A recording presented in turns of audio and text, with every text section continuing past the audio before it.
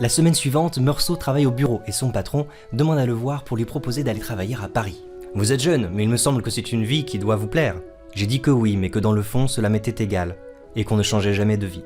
Le soir, Meursault retrouve Marie, qui le demande en mariage presque aussitôt. Meursault a exactement la même réaction.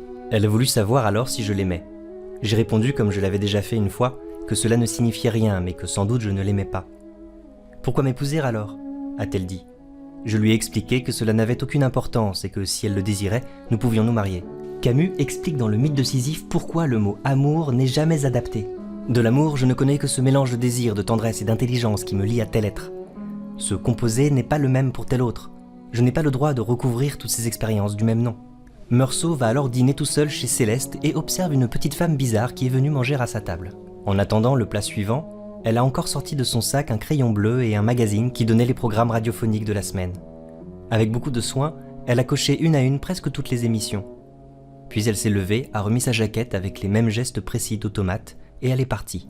Par ces gestes précis et mécaniques, cette femme représente peut-être une forme symbolique de la fatalité, qui annonce déjà l'aspect méthodique du procès et le caractère inéluctable de la mort. De retour chez lui, Meursault croise encore le vieux Salamano, qui lui raconte qu'il a pris son chien à l'époque où il a perdu sa femme. Il avait mauvais caractère, de temps en temps on avait des prises de bec, mais c'était un bon chien quand même. Tous les soirs et tous les matins, depuis que le chien avait eu cette maladie de peau, Salamano le passait à la pommade. Mais selon lui, sa vraie maladie, c'était la vieillesse, et la vieillesse ne se guérit pas. Je lui ai dit que j'étais ennuyé de ce qui était arrivé à son chien. Il m'a remercié. Il m'a dit que maman aimait beaucoup son chien. En parlant d'elle, il l'appelait « votre pauvre mère ». Il a émis la supposition que je devais être bien malheureux depuis que maman était morte, et je n'ai rien répondu. Dans ce passage, on voit bien que la haine du vieux Salamano pour son chien cachait en fait une véritable tendresse. On voit également à quel point cette relation éclaire celle de Meursault avec sa mère. Meursault n'exprime pas de sentiments, mais rien n'indique qu'il n'en a pas.